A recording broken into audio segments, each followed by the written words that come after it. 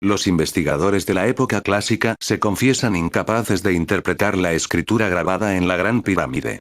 El correr de los siglos no hizo más que incrementar los intentos por descifrar sus enigmas. ¿Quién la construyó y con qué finalidad? Si fue o no una tumba, o si sus aristas apuntaban a una determinada constelación planetaria. Las últimas investigaciones señalan que fue construida mediante una tecnología inimaginable hoy en día. Sus muros se construyeron de manera que ninguna fisura pudiera dejar escapar nada al exterior, hermética. ¿Qué experimentos se realizaron 732-1 allí? Según diferentes investigadores, en la Gran Pirámide se trabajaba con energía nuclear y se utilizaba para ello un complejo sistema de canales de ventilación que servirían para evacuar la presión y evitar una explosión en cadena.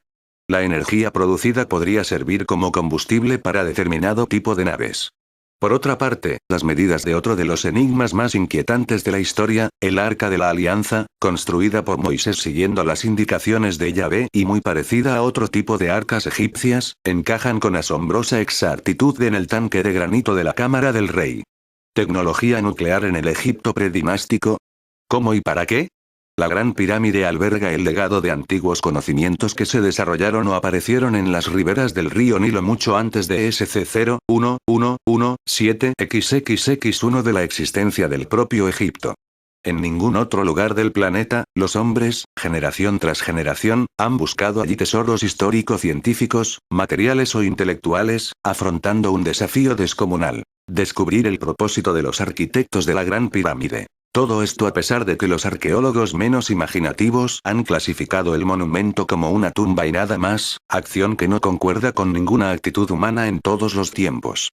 En la meseta de Giza, entre un paisaje monocromático de tonos ocres, emergiendo de la arena del desierto, se levantan prominentes, casi 3 millones de bloques de piedra que pesan cada uno entre 2 y 60 toneladas. Pese a tan descomunales proporciones, sus errores de nivel, angulación, orientación y simetría se encuentran solo por milímetros. Para los historiadores griegos y romanos, 171 así como también, para la arqueología oficial actual, fue una ostentación de locura y riqueza realizada sin máquinas, por medio de la fuerza bruta, y su perfecto acabado se logró por mera casualidad, aduciendo para ello que la ciencia matemática se inició en Grecia, mientras que en Egipto solo existía una geometría incipiente comparable a un nivel de enseñanza primaria. Por esta razón se hace visible una inconsistencia cronológica en la construcción del monumento, así como también en la identidad de los arquitectos de la obra.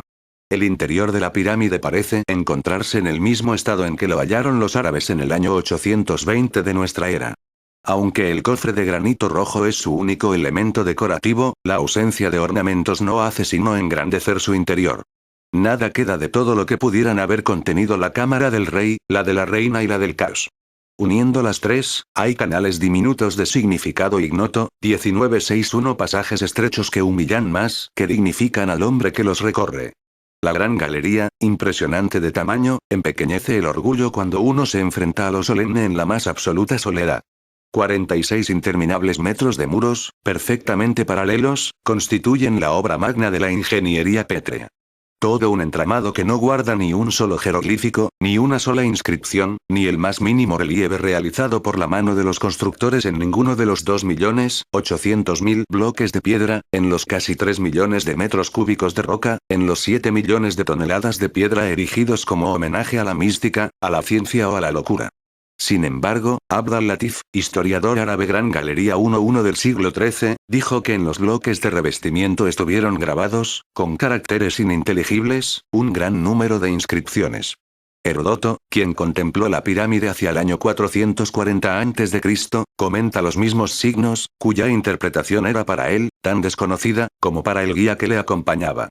Y resulta raro que el significado de las inscripciones fuese un misterio, pues en la época de Heródoto aún se traducían jeroglíficos, como pudo comprobar el historiador, cuando se introdujo en los ritos isíacos de la mano de los sacerdotes de Sais, quienes dominaban los caracteres escritos del Egipto milenario, como demuestra la piedra Roseta, escrita en hierático, demótico y griego. Por tanto, la escritura que recubría los bloques de revestimiento de la Gran Pirámide era desconocida para los egipcios, con seguridad de origen extraterrestre para los teóricos de los antiguos astronautas. Una antigua inscripción jeroglífica denominada la Estela del Inventario narra cómo la Gran Pirámide estaba ya edificada en tiempo de Keops y era llamada Templo de Isis. Los grandes dignatarios extranjeros visitaban el monumento de los antepasados. La idea generalizada de que la Gran Pirámide es la tumba de Keops puede ser cierta, ya que la misma estela cuenta que el faraón se hizo enterrar junto a ella o dentro de ella. Además, existen pruebas que avalan la teoría de que el monumento fue habilitado por Keops con fines propios. A este respecto, hay que tener en cuenta Imageskabji y Zincop algunas consideraciones. En primer lugar, se aprecian en la pirámide las manos de dos maestros de obras. Uno de ellos, el arquitecto original, que trabajaba a la milésima de milímetro. El otro, menos minucioso, ha dejado su huella en lo que bien pueden ser considerados los trabajos de Keops dentro de la pirámide. Entre sus obras se encuentran las 28 entalladuras que recorren la gran galería, realizadas de un modo imperfecto, con prisa, apartándose de la meticulosidad con que está construido el monumento. Este número de entalladuras ha llamado la atención de los egiptólogos, ya que Keops era, precisamente, el 28º rey después de Menés, según la sucesión de las dinastías de Manetón. Se desprende de ello que la gran galería sería un homenaje a los antepasados del faraón. Este argumento está avalado por dos antiguos autores Energi de ambos ni a uno árabes. Abu Yaqub escribió: allí se encuentran pinturas y estatuas yacentes o de pie y otras muchas cosas, de las que no se conoce el significado. Ibrahim Wasif Shah relató, que en la pirámide oriental se habían guardado las estatuas de los abuelos de Keops. Las huellas de martillos a todo lo largo de la gran galería y situadas sobre el tercer saledizo, pueden cubrir alguna antigua inscripción o los nombres de reyes pasados.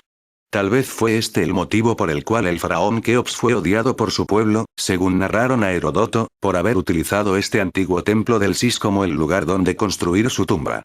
En dinastías posteriores, posiblemente durante la Sexto, la Gran Pirámide fue saqueada por un pueblo dirigido por los sacerdotes, que destruyeron todo lo que Keops hizo en el interior del monumento, intentando incluso que su nombre desapareciera de los anales del imperio.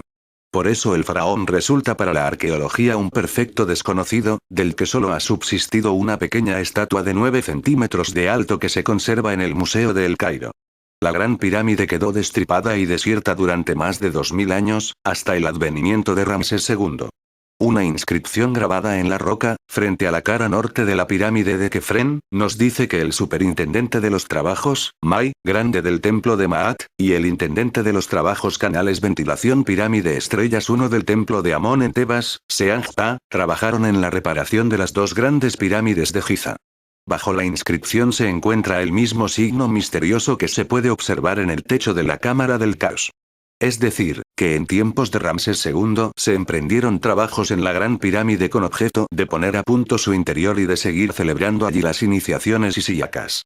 Ramsés II restableció un colegio de sacerdotes destinado a las tres pirámides, haciendo que recobraran su papel de templo solar. Así parece indicarlo la inscripción descubierta por Reisner en la mastaba de Penmeru, en Giza, que utiliza el determinativo de los templos solares para referirse a la Gran Pirámide. Los autores árabes relatan las peregrinaciones que 20, 10, 02, 09, Egipto Foco 31 llegaban hasta la meseta de Giza desde todos los países de la tierra, en especial desde la Arabia yemení, ya que los sabeos eran adoradores del sol. Los sacerdotes de Ramsés II limpiaron todas las estancias destruidas en anteriores expoliaciones. La Gran Pirámide debió conservarse intacta hasta los siglos XII o Shiri. Por aquel tiempo se sucedieron en Egipto enormes terremotos que asolaron el país. Los árabes construyeron su nueva capital, Al-Qaeda, que significa la victoriosa.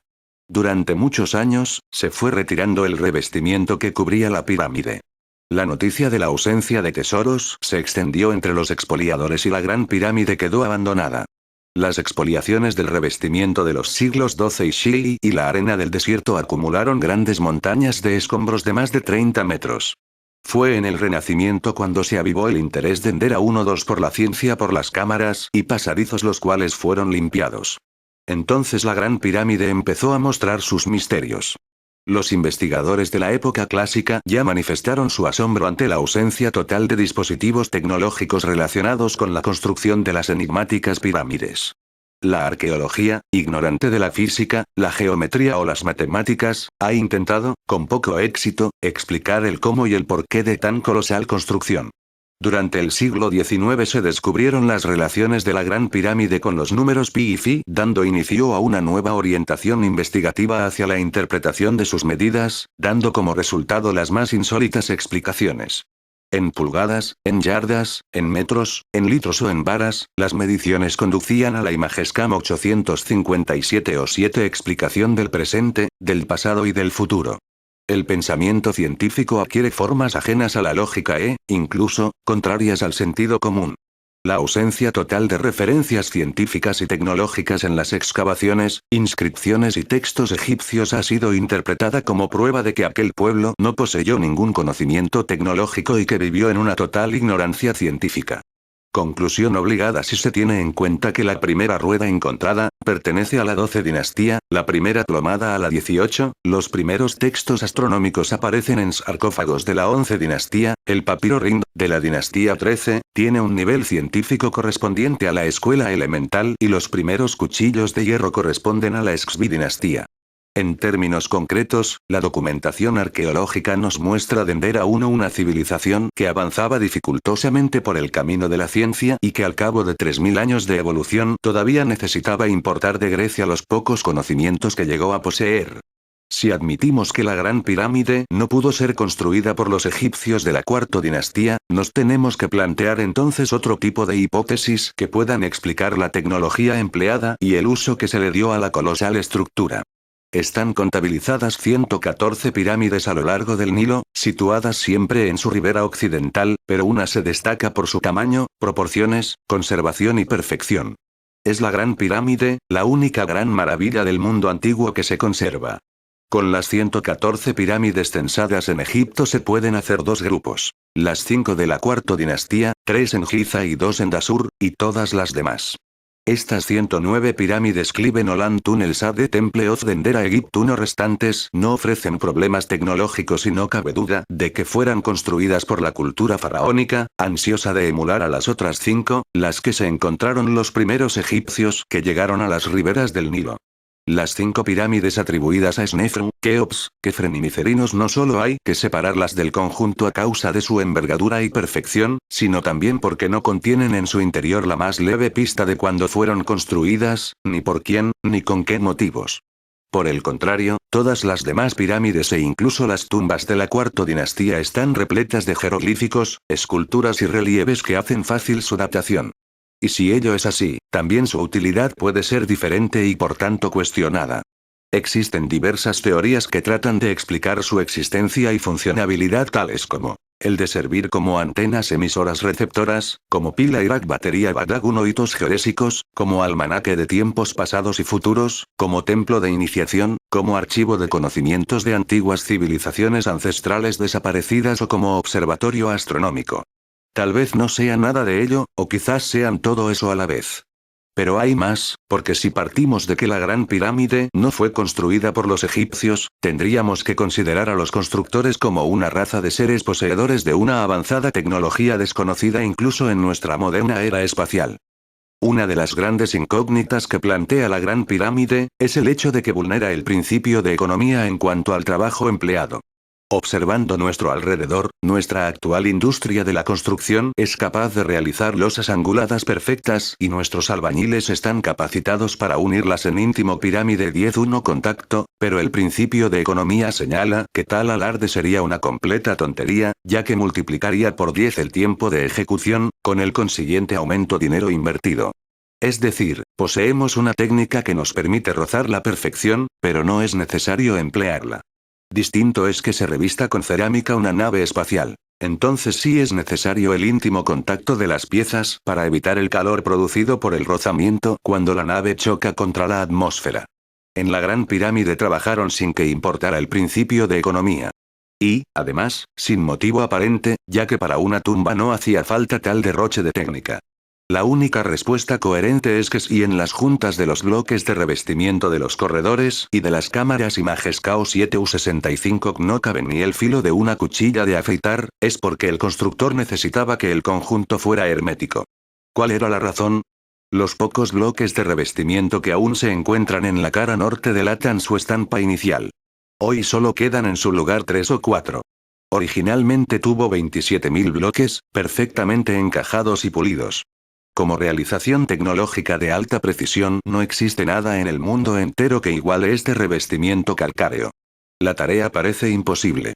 No existen sobre el pavimento huellas de arrastre, ni tampoco puntos de enganche para grúas o cuerdas. Además, para mayor asombro, colocaron en las juntas yeso de rápido fraguado, que obligaba a colocar el bloque al primer intento, sin posibilidad de efectuar posteriores intentos. En la actualidad, para las mejores escuadras calificadas por la industria moderna, con la norma DIN 875, se admiten errores de más o menos 0,03 milímetros por metro. Enigma Arca Alianza Leyenda Destrucción Masiva 1167, 96, 03, 1 cantidad algo superior a los errores de angulación y paralelismo de la obra egipcia. Como los mejores instrumentos no ópticos miden con errores de más de 300, se demuestra que los egipcios debieron poseer instrumentos ópticos y, además, de alta precisión, ya que el anteojo de autocolimación corriente, por ejemplo, da errores del orden de los 5. La construcción de cada uno de los bloques de revestimiento, de 20 metros cuadrados de superficie, es una tarea equivalente al pulido del espejo del telescopio de Monte Palomar. Para comprender la magnitud de la obra egipcia, bastará observar que se fabricaron 27.000 de estos bloques. Lograron, hace miles de años, producir en masa lo que la industria moderna solo produce a escala artesanal. La agrimensura moderna, conducida por GPS, teodolitos, cronómetros y tablas astronómicas, admite para el cierre de polígonos un error del 0,3%, que corresponde a un error de 10 traducido en error angular. Ningún procedimiento propuesto ha logrado explicar cómo consiguieron los egipcios tal exactitud. La pirámide de Kefren tiene el mismo error de orientación que el Keops 1 a Gran Pirámide, es decir, 5,31. Y cabe preguntarse por qué orientaron a ambas con la misma desviación, cosa no imputable a la casualidad. Los antiguos egipcios tuvieron el equipamiento necesario para construir una base de 53.000 metros cuadrados con una orientación de 0,0. Es evidente, entonces, la completa disociación entre una ciencia avanzada y lo que aparece en sus pinturas y escritos. La diferencia entre el análisis arqueológico y el análisis tecnológico llega al extremo de mostrarnos dos mundos distintos que marcharon en sentido contrario. Uno que aprende con lentitud y otro que olvida rápidamente. Lo que supuestamente surge en los inicios de la civilización egipcia pudiera no ser el producto de una generación espontánea, sino el final de una trayectoria de tradición. Y como esto no es posible, pues la tecnología de las tribus nilóticas solo llegaba a producir puntas de flechas de sílex, hay que pensar en otra civilización más desarrollada incluso que la nuestra, de origen 1981 quizás, extraterrestre, los Anunnaki como nos relatan los textos sumerios. No cabe duda de que la meseta de Giza está construida y orientada de tal manera que sigue a la perfección un plan preciso. Pese a que algunos arqueólogos piensen que cada faraón situó su pirámide al libre albedrío, las relaciones geométricas entre todos los monumentos de Giza corresponden a un intrincado proyecto que aún está por descubrir en esta nueva era que comenzó el 21 de diciembre de 2012. Pero si las 9 pirámides de Giza fueron construidas por el mismo arquitecto, debemos preguntarnos, ¿por qué dotó a la Gran Pirámide de una particular técnica, que le permitió dejar absolutamente aislado su interior del exterior? Porque, según todos los indicios, tan colosal monumento sirvió como fábrica de FD-Schlankstein 1 una energía muy especial. En el interior de la Gran Pirámide el tanque de granito es más grande que los corredores que llegan hasta la cámara del rey. Los violadores de tumbas pudieron llevarse todo el botín cultural que hallaron, momia incluida, oro y riquezas en abundancia, pero el supuesto sarcófago, o tanque, no. El ingeniero que diseñó la pirámide le concedió una importancia inusual, por ser el centro donde se acumulaba la energía suministrada por la máquina piramidal, reactor. El doctor argentino José Álvarez López mantiene la tesis de que en la Gran Pirámide se realizaban experimentos nucleares. Según este profesor, no existe en el entramado de cámaras y pasajes del monumento ningún elemento que sobre o que falte para la consecución de tales propósitos. La Gran Pirámide, como todas las centrales nucleares, funcionaría como una máquina de vapor. En primer lugar, el átomo de uranio se transforma en plutonio y produce energía térmica, calor, que calienta agua a alta presión. Normalmente, se utiliza agua pesada que calienta la caldera de una máquina de vapor. Las cámaras inferiores de la Gran Pirámide serían la caldera, mientras que la cámara del rey contendría el equivalente al reactor atómico. Se ha especulado mucho sobre la utilidad de los GC41 llamados canales de ventilación de las cámaras del rey y de la reina. Los investigadores Baubal y Gilbert, tras engorrosos cálculos donde no faltó el uso de los datos angulares obtenidos por el robot del ingeniero alemán Rudolf Gantenbrink en el interior de los canales, con los cuales lanzaron su hipótesis, de que los 4 canales apuntaban con toda exactitud a 4 estrellas situadas en los hemisferios norte y sur, elaborando así la llamada teoría de Orión. El problema es que el canal sur de la Cámara del Rey, el que apunta precisamente a la constelación de Orión, recorre toda la pirámide con un ángulo de 45°, es decir, con la diagonal resultante de avanzar 1 metro hacia el sur mientras que se sube 1 metro. El canal norte tiene un ángulo de algo más de 39° como resultado de llegar desde la propia Cámara del Rey hasta, exactamente, la misma hilada de bloques donde desemboca el canal sur. Igual ocurre con los canales que parten de la Cámara de la Reina, que van a dar a la misma hilada antes de taponarse desde el exterior. Extraño procedimiento de apuntar a unas estrellas con unos canales que están acodados incluso hasta 2 veces. Según el profesor Álvarez López, la Cámara del Rey es la supuesta cámara contenedora de energía nuclear, que debía disponer para su perfecto funcionamiento 2 canales o tuberas que la comunicaran con el exterior. Uno para la salida del vapor y otro para la adición del refrigerante. Los sistemas de seguridad implantados en el proyecto justifican el enigma de por qué Pirámide 2-1 los canales de ventilación de la Cámara de la Reina estaban cerrados. La respuesta la encontramos en los motores de explosión de nuestros automóviles. En caso de un exceso de presión o de temperatura, en lugar de estallar o rajarse el bloque del motor, los tapones de seguridad saltan para evacuar la presión, evitando el peligro de explosión. En caso de que en la pirámide se produjera un exceso de presión, los tapones de la Cámara de la Reina saltarían y el vapor recorrería los canales hasta llegar al exterior. En algún momento, estos canales se cerraron con unos tapones que fueron los que descubrió el robot de Gantenbrink. Precisamente para entrar en la Cámara de la Reina hay que descender un escalón. La sala se encuentra más baja que el canal horizontal por el que se accede a ella, posiblemente para permitirle almacenar líquidos. El corredor tiene sus paredes impregnadas de una solución de base salada. Tanto en las cámaras de descarga como en el pozo existen todavía restos de unas extrañas estalactitas. Su sabor es también salado. Se suele explicar, con poco éxito, que los bloques de la pirámide provienen de la calcificación de un lecho marino, por lo que todas las piedras contienen gran cantidad de fósiles y es por ello que rezuman sal. Pero las estalactitas llegan a medir 10 centímetros de largo y surgen de las grietas entre los bloques. Su goteo ha producido extrañas formas y su profusión hace pensar en los experimentos que se podrían haber realizado en el Dendera Bombillas 1 interior del monumento. Este tipo de energía, por increíble que parezca, era conocida ya en el pasado, al igual que la producción de fenómenos eléctricos de diversos tipos, siendo todo ello atribuido a la divinidad. Esta fuerza era llamada Akasa por los antiguos brahmanes, fuego principio por los magos de Caldea, agente mágico por los cabalistas de la Edad Media y energía celeste por algunos alquimistas. Hoy, algunos científicos la llaman fuerza etérea. Y puede producirse si se conocen los mecanismos de la energía magnética. En la antigüedad se conocían diversos sistemas de pilas y acumuladores eléctricos, y se aplicaban en ciertos procesos electrolíticos para recubrir los ídolos con láminas de oro. Se han encontrado pilas en Bagdad y en Machu Picchu. Y también en Egipto. En una representación de la tumba de Ramsés VI en el Valle de los Reyes, Luxor, se aprecia claramente cómo 2 símbolos sagrados del antiguo Egipto, el pilar Het y el signo Tit, se unían para conformar una linterna. También vemos en el templo de Dendera, posiblemente el mejor conservado de Egipto, cómo una columna de sacerdotes sube por los oscuros pasadizos hasta la terraza, llevando grandes pilas y regalos a los dioses, y cómo luego descienden por el otro lado con las pilas cargadas. Precisamente en la terraza del templo de Dendera aparecen signos inequívocos de que toda la superficie estuvo salpicada de placas de plomo, cobre y zinc, a semejanza de una gigantesca placa electrónica, que hace aún más verosímil la posibilidad del contacto con los dioses o seres extraterrestres. La similitud de estas pilas con el arca de la alianza hebrea surge inevitablemente. Entre los babilonios y los egipcios ya habían existido objetos de culto similares a esta. El arca 1812-1 Babilonia se le asemeja poco, pues su forma era más bien de asiento o trono.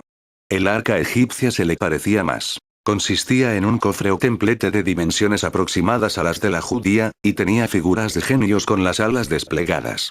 También era llevada procesionalmente por los sacerdotes, mediante barras, como los levitas llevaban la del Israel, dt. 37, 9, 25.